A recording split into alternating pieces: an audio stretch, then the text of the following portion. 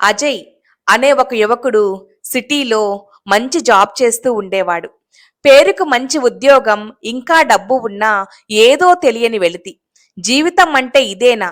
దీనికి ఒక అర్థం లేదా? అనే ప్రశ్నలు నిరంతరం అతన్ని వెంటాడుతూ ఉంటాయి. ప్రశాంతత కోసం మెడిటేషన్ ఇంకా యోగా సెంటర్స్‌కి కూడా వెళ్తాడు. ఆధ్యాత్మిక పుస్తకాలు కూడా చదువుతాడు. కానీ అవేవి తనలోని శూన్యాన్ని నింపలేవు. ఈ క్రమంలో ఒకరోజు తనకి నిజమైన గురువు అవసరమని గ్రహిస్తాడు. కేవలం సమాచారం ఇచ్చే వ్యక్తి కాదు, జీవితానికి దిశానిర్దేశం చేసే జ్ఞానమూర్తిని వెతుక్కుంటూ ప్రయాణం మొదలుపెడతాడు. అజయ్ మొదట రకరకాల ఆధ్యాత్మిక గురువులను, ప్రవచనకర్తలను, యోగులను కలుస్తాడు. వారి ఉపన్యాసాలు వింటాడు. వారి ఆశ్రమంలో కొన్ని రోజులు కూడా గడుపుతాడు. వారిలో కొందరు అతనికి తాత్కాలిక ఉపశమనాన్ని ఇస్తారు, కానీ అది శాశ్వత పరిష్కారం కాదని అజయ్ గ్రహిస్తాడు. కొందరు గురువులు కేవలం ఆడంబరాలకే పరిమితమై నిజమైన జ్ఞానాన్ని బోధించటం లేదని అతనికి నిరాశ కూడా కలుగుతుంది. వీరు నిజమైన గురువులు కాదు, కేవలం వ్యాపారులు అని నిరాశ చెందుతాడు. అజయ్ ప్రయాణిస్తూ ఊహించని వ్యక్తులను కలుస్తాడు. ఒక గ్రామీణ రైతు కష్టపడి పనిచేస్తూ ప్రకృతితో మమేకమవుతూ ఎలా సంతృప్తికరమైన జీవితం గడుపుతున్నాడో చూస్తాడు. ఆ రైతులో ఎలాంటి స్వార్థం, ఆశ లేకపోవడం అజయ్ను ఆశ్చర్యపరుస్తుంది. అలాగే ఒక చిన్న చేపల వేటగాడు సముద్రంలో ఎదురయ్యే సవాళ్లను ఎలా ప్రశాంతంగా ఎదుర్కొంటున్నాడో చూస్తాడు. ప్రకృతిలో ప్రతి కదలికలో అతను జీవిత పాఠాలను నేర్చుకోవడం గమనిస్తాడు. ఇదే క్రమంలో ఒక అనాథాశ్రమంలో సేవ చేస్తున్న వృద్ధురాలు నిస్వార్థ సేవతో ఎంత ఆనందంగా ఉందో చూస్తాడు. ఆమె మాటల్లోని జ్ఞానం, ఆమె జీవితంలోని త్యాగం అజయ్ను ఆలోచింపజేస్తుంది. ఈ వ్యక్తులు ఎవరు ఏ విధమైన గురువులం అని చెప్పుకోరు, కానీ వారి జీవితమే ఒక పాఠంగా అజయ్కు అర్థమవుతుంది. ఈ ప్రయాణంలో అజయ్కు అలసట కలుగుతుంది.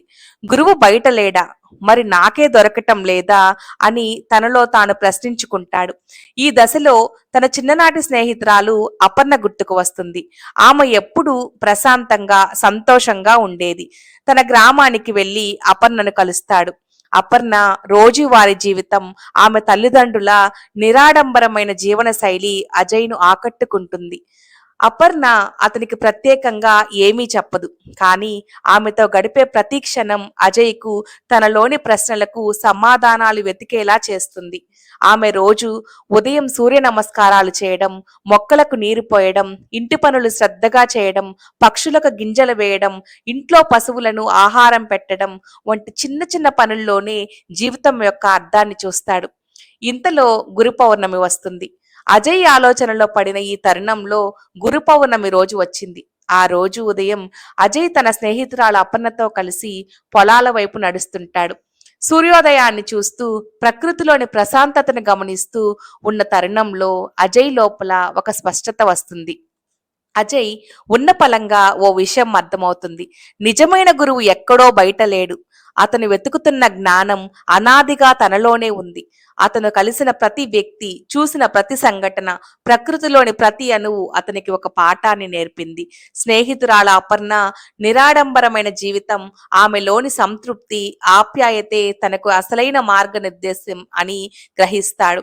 ఆమె చెప్పిన ప్రతి చిన్న మాట, ఆమె జీవన విధానం, ప్రకృతిలో ఆమెకున్న అనుబంధం ఇవన్నీ అతనికి లోతైన అర్థాన్ని బోధిస్తాయి. ఉదయిస్తున్న సూర్యుడు, గాలి, భూమిలోని ఓర్పు, పక్షుల కిలకిల రాగాలు ఇవన్నీ తనకు గురువులుగా మారినట్లు అతనికి అనిపిస్తుంది.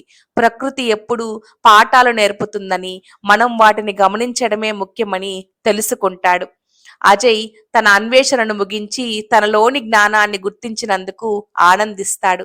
అతను ఇకపై బయట గురువుల కోసం పరుగులు తీయడు. తన జీవితంలో ప్రతి అనుభవం, ప్రతి వ్యక్తి, ప్రతి క్షణం ఒక గురువుగా మారి తనకు జ్ఞానాన్ని అందిస్తున్నాయని అర్థం చేసుకుంటాడు. వెంటనే స్నేహితురాల అపర్ణకి కృతజ్ఞతలు చెబుతాడు. ఆ రోజు నుండి అజయ్ తన జీవితాన్ని కొత్త దృక్పథంలో చూస్తాడు. ప్రతిరోజు తాను నేర్చుకోవడానికి అవకాశం ఉన్న ప్రతి అంశాన్ని, తన చుట్టూ ఉన్న ప్రతి గురువును గౌరవించడం ప్రారంభిస్తాడు. అప్పటి నుండి ఈ గురు పౌర్ణమి కేవలం ఒక పండుగ మాత్రమే కాదు, అతని ఆత్మజ్ఞానానికి ఒక కొత్త ఆరంభం అవుతుంది.